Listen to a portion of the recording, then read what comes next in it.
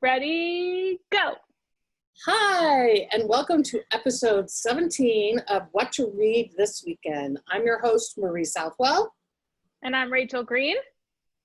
And today we're very excited to bring you adult YA crossover. So I'm in my dorm room, broadcasting from my dorm room. Our ideal audience, I guess, this week is anyone, young adult to adult. Or people that identify as whatever. Yeah. So technically, go ahead. What does this mean? Adult. Yeah. Yes. So usually crossover is what we refer to when a book is initially written for adults but has an appeal for a young adult audience. So typically has characters that are young adults or a coming of age story of some type. Somebody who a young adult person would be able to identify with. So this week we are sharing our 4 featured books are Binti, My Sister the Serial Killer, Circe, and Normal People. Yeah. So Marie, do you want to start us off? First, hello, Binti. It's a trilogy. Technically, Binti's a novella, which means it's kind of short. But I don't even know why this is an adult novel, but that's okay. It takes place in the future. It's sci-fi. And 16-year-old Binti is about to take her first step away from home. Everyone's really excited. She got into this mega galaxy-wide university, but she rebels and is like, I am not going. I am staying right where I am. So there's all that conflict. The other problem is there are aliens who are trying to kill her. And so it is a little bit of that plot because the university where she wants to go have caused lots of harm to these aliens. If I were to summarize this book in a traditional strange Marie fashion, it would be like Ripley goes to Wakanda, and yeah, because the Ripley part is she really has this whole alien thing. So I definitely recommend it. It was a great book. Oh, it won the Hugo Award and then Nebula Award. You can get the book at the, I forgot what's, audiobook and ebook through Brooklyn, New York Public, or Queens Public Library, and you can read it on Libby.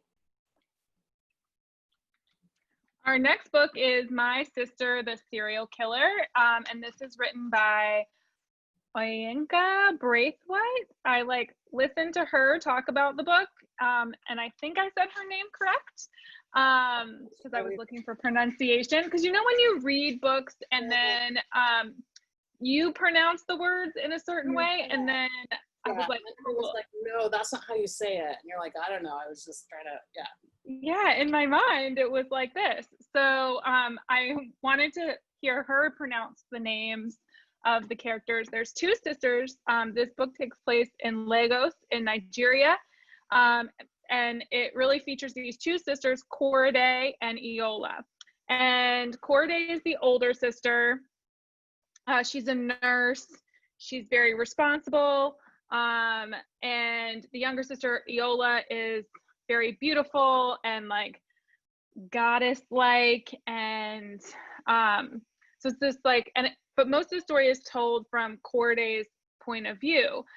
She's always cleaning up after her sister's messes. Her sister, the beautiful one, Iola, has a problem in that she keeps killing her boyfriends.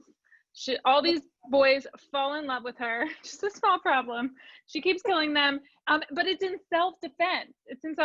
And so Korede comes and helps her and cleans up all the messes. But the problem happens when Iola, the serial killer, falls in love with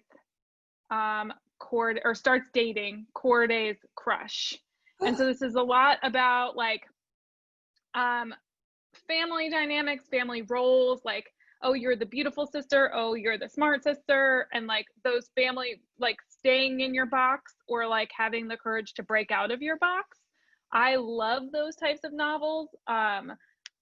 I can name a million of them that are like the family generational novels. Those are my favorite types of books to read, adult fiction books to read. The thing I liked about this book is that it's also like, I don't usually pick up like true crime or horror because I am like very easily scared. But this book is like funny. Like she tries really hard to be funny, like while she's talking about it or while she's weaving this story. So, and this is available as an ebook and audiobook from the public library.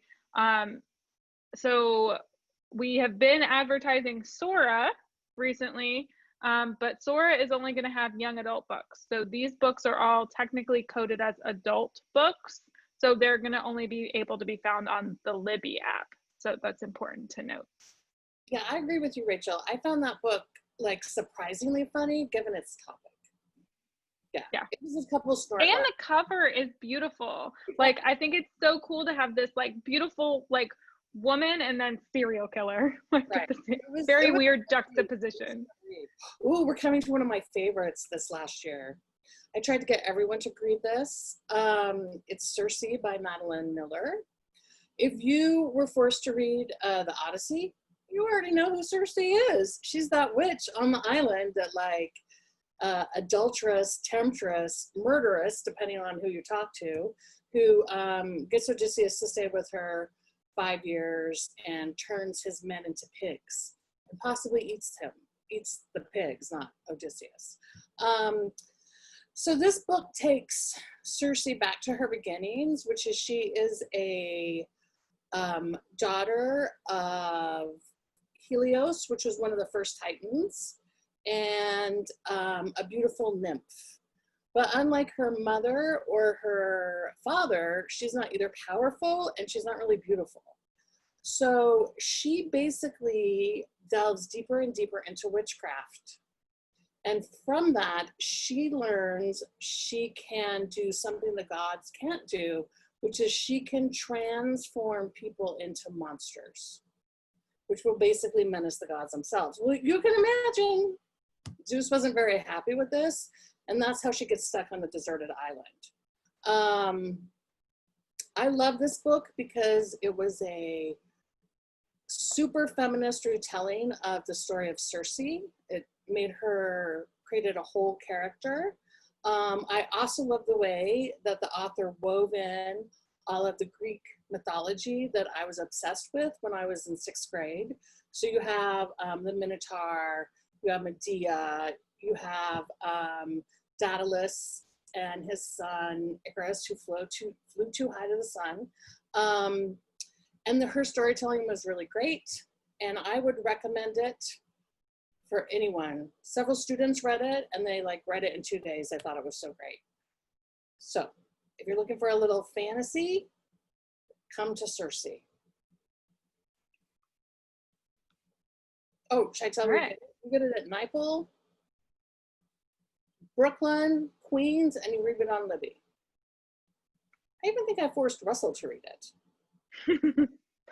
The next one is Normal People, which you might have seen. It is a series right now on Hulu, but it's based on this book by Sally Rooney. And Sally Rooney herself, she has a couple of books out, but she's only 27 years old. She's a super young writer. What did you say?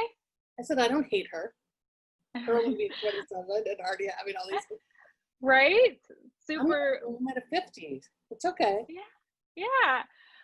So this is a book about it focuses on two young millennials in Dublin, living their life in Dublin, but it kind of starts their story. It's a boy, Connell, and a woman, Marianne, or a young girl, Marianne. And Connell is like a very popular, kind of secretly smart, athletic young man from more of like a poor rural family, and Marianne is very intelligent, but kind of like a social pariah. But very much struggles to fit in, even though her family is very wealthy. And they live in this small Irish town. And it starts while they are in high school and kind of weaves its way through their college years. So it really, it's so interesting because I was like, you know, you don't read reviews until after you read the book usually. And well, I don't. And I read enough to know if I want to read the book or not.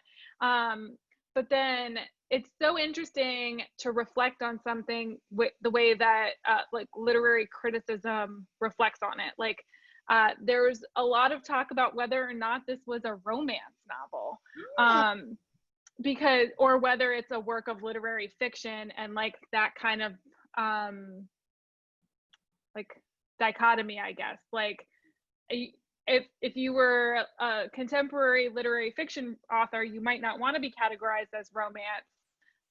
But there are so many parts of this book that really are those like romance tropes that you see, right? Like the rich woman who's struggled to fit in high school, like finds her place in academia. She like really thrives at college, and Connell like really struggles and was so popular in high school but is like struggling to fit in college. And so it's very much about their relationship over time, and how like college and academia really brings out the issues of classism, and makes them reflect on their own coming of age. But at the same time, it's like has all the tropes of romance, and like, are they, you know, still going to end up staying together like through all of this struggle, or is this going to split them up?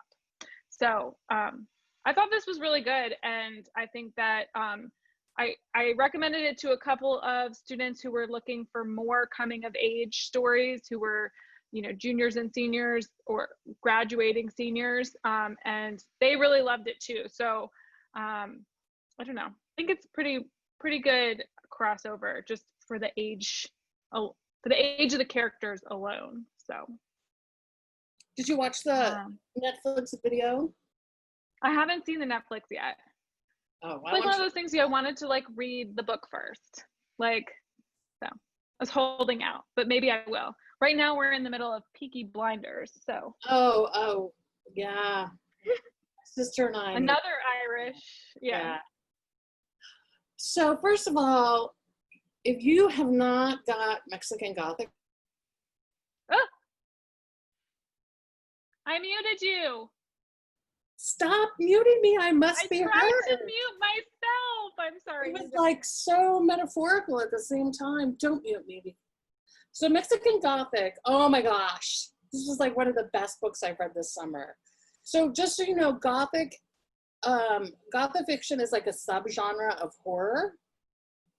So it has like horror, death, sometimes romance, supernatural.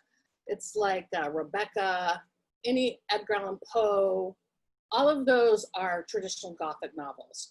But what this author does is she takes it and turns it on its head a little. So this book is about colonialism, about the place of indigenous people, about, oh my gosh, all kinds of things interwoven. I get really excited. So the Guardian newspaper, I just love this, I wish I'd come up with it, called it Lovecraft meets Bronte in Latin America. That sounds like something Marie would say. And it's totally that. It starts as a slow burn, but then it gets seriously horror-ish weird at the very end, and you can't put it down. So Naomi is a fabulous carefree socialite in the 1950s, and all she does is attend parties where she's dressed beautifully and her lipstick is perfect. And she has many, many suitors. And suddenly she receives, her family receives a note, a letter from her recently married cousin. And it's very cryptic and strange, and it sounds as if her cousin is going through something quite traumatic or sinister. So she ends up coming to the Doyle family's house. And this house has been there for like some 400 years, and they made their money on exploiting the indigenous people through mining. So they had these people mine.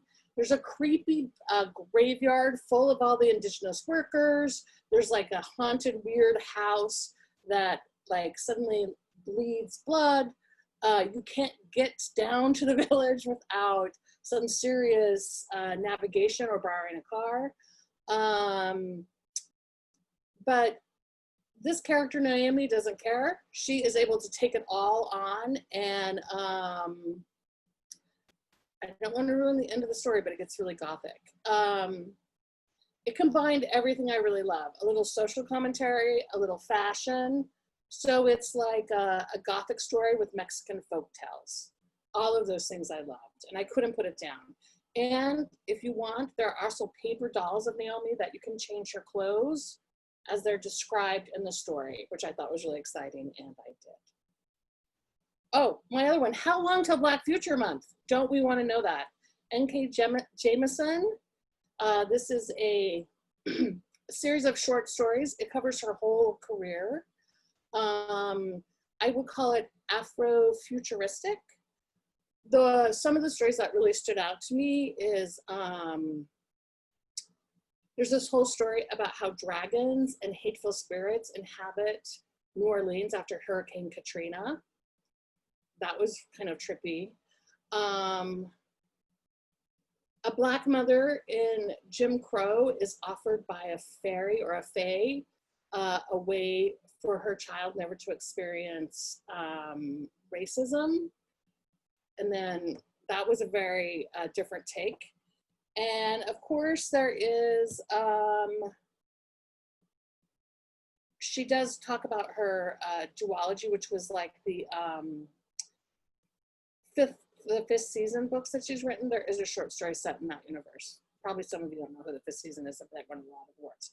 I think she's a very creative and innovative writer, and all of her books are like super multi-layered. So there's race, there's class, there's gender, the character, you know, there's trans politics, there's GLBT politics.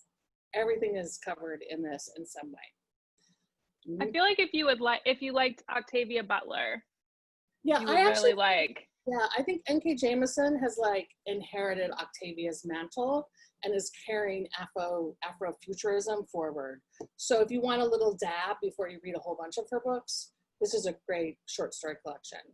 And then You mean before you convince us all to read all the rest of the book? I know, I was so obsessed that nobody would do it. Well, a few people would do it. The fifth season. If you haven't read the fifth season, those 3 books are well worth it. The last book is, I'm talking about, in case you're tired of hearing me talk too bad, it's called Hot Comb. Love it. It is a graphic novel. Would you call it a graphic novel? I think we would call it a graphic novel. Or almost a graphic memoir. I think it's more of a graphic memoir. And the way that the book is set up is through her hair. So one of the first stories is when she first gets her hair permed or chemically treated, so it's no longer her regular texture. And then all of the other stories are about how hair relates to her growing up, to learning, to becoming a woman, how some of her hair, the hair is hated. All of those things are kind of combined. I really liked it because I know my hair has also been like a source of rebellion. You know, who hasn't cut their hair off after having a horrible breakup and dyed it purple? So there's like that representation of femaleness. And I also just loved her style, which probably is not as fine as some people, but I still thought it was really descriptive. So if you want a quick, clever read, you should definitely read Hot Comb. Which you have to check out the physical copy because I don't think it's available digitally. But yes, we will share in a second about that. Did I tell you I found a copy of that book like sitting outside my library? Oh, and you took it home and made it. No, I didn't take it home because I had one in the school library, and I wanted somebody else to read it because I thought it was cool. But so read me. Hot Comb and Dominicana, and I'm trying to think of other ones. Nickel Boys, those were all American Library Association and YALSA Alex award-winning books for crossover fiction for this year. And How Long Till Black Future Month and Educated are previous winners. So if you like adult crossover, or you like reading these like coming of age stories, that's a good place to look. But the next one is Dominicana by Angie Cruz. And I picked this up because I listened to Elizabeth Acevedo's, when she was debuting her most recent book, which is Clap When You Land, from Dominican writers. She mentioned this book, and she mentioned Angie Cruz as one of her favorite writers. Sorry, there's construction outside. I don't know if you can hear that. So I immediately put this on my list for this summer. And this is the story of Anna, who is living in the Dominican Republic in the mid-1960s. She's 15 years old, although the book starts when she's 11, or kind of flashes back to that. She's 15 years old, and her family marries her off to a much older man named Juan, who promises to kind of give her family a better life, her parents and her as well, a better life. And it's just a very interesting take on what life was like in the 1960s. So if you're not familiar, there was U.S. occupation of the Dominican Republic during that time. Also the civil rights movement. So like Martin Luther King is, mentioned in this book, like her hearing some of the speeches and just like where the world was during that time and what it would have been like to be a 15-year-old girl, although the book takes place mostly in the Dominican Republic, all the things that are happening at that time. But really, I feel like, and it takes place pretty much during her 15th year. Like most of the book, she is a very young woman, and her going through all of the both positives and negatives and the burden of being a woman in a Latinx family. I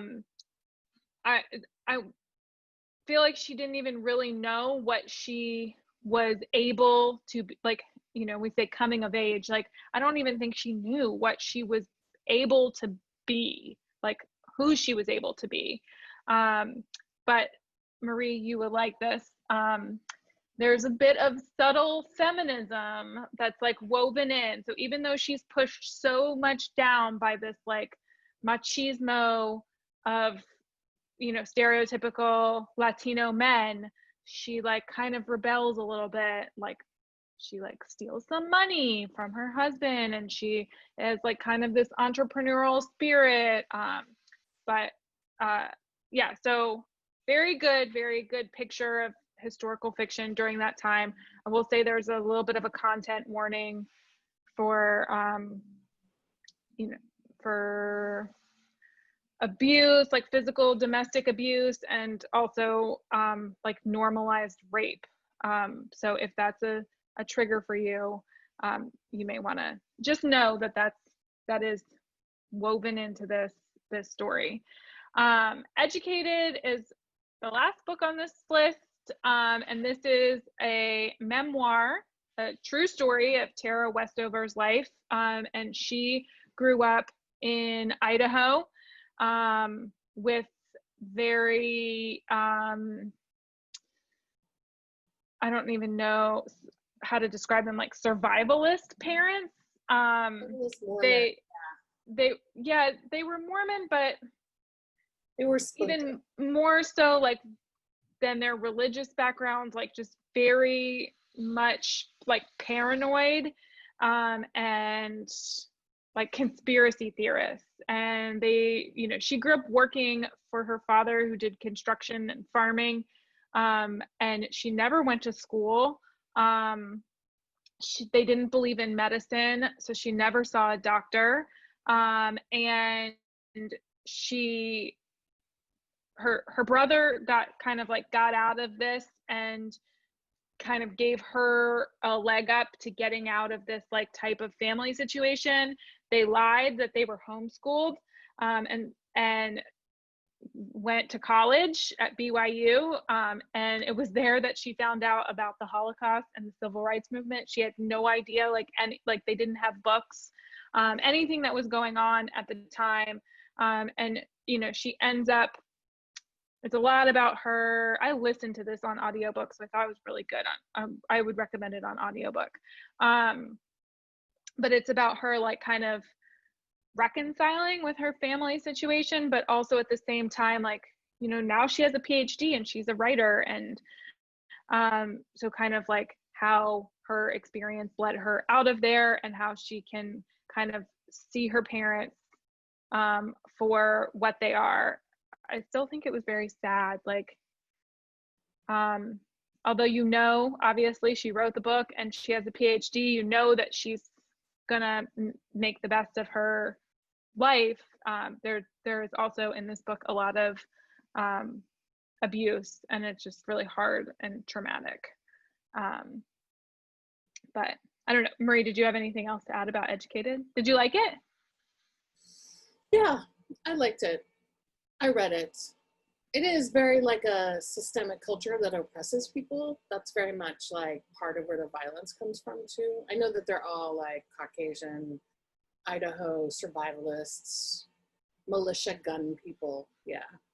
But it is really, it reminded me of The Glass Castle, which is different. You know, that's Jeanette Walls, and her family lives in Appalachia, and kind of chooses a life of homelessness or minimalism in much different way than, you know, millennials think of minimalism.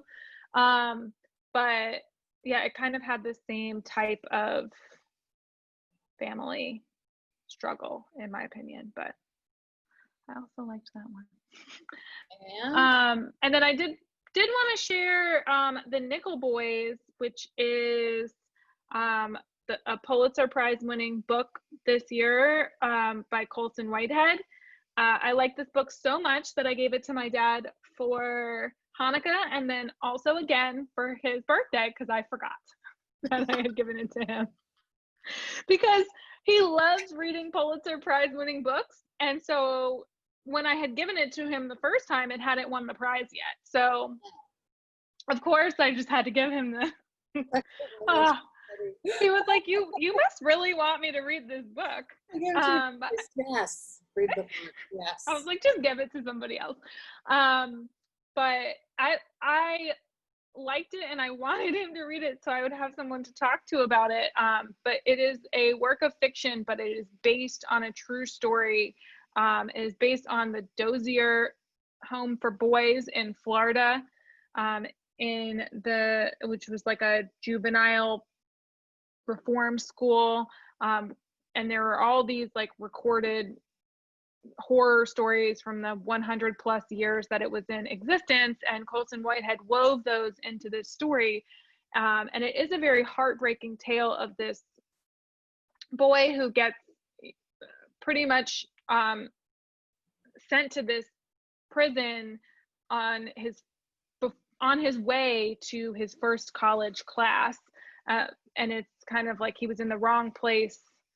He didn't actually do anything. He was just riding in a car with somebody who did something, and kind of got, I don't know, it just spirals out of control. But there's like all these twists, and it's just the writing style is so much better than Underground Railroad. I liked it so much better. Underground Railroad, I see why it was an amazing book, but I didn't hate it, but it was very hard for me to follow. And The Nickel Boys is about 200 pages, like 6 hours of audio. It's very quick, and it's very like gut punching. But a really great story. And if you're a librarian in the DOE, we are having a book club and chatting about it on Monday, August 10th at noon. And I'm sure there'll be another email reminder on the listserv. So fun one to highlight. And we kind of mentioned that you can put a physical book on hold. And I just saw on Queens and Brooklyn, I just happened to see that they were both opening even more locations starting this next week. So I'm not sure about New York public, but there are several locations that are already open. You can put a book on hold, you can go pick it up.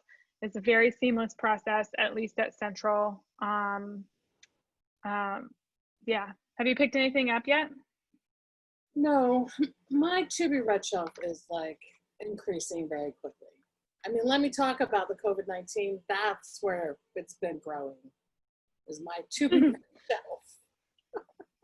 I know I wanted to make another purchase on First Book, and then I was like, I'll wait until I was like, I haven't finished reading those books. You're not allowed to get any more.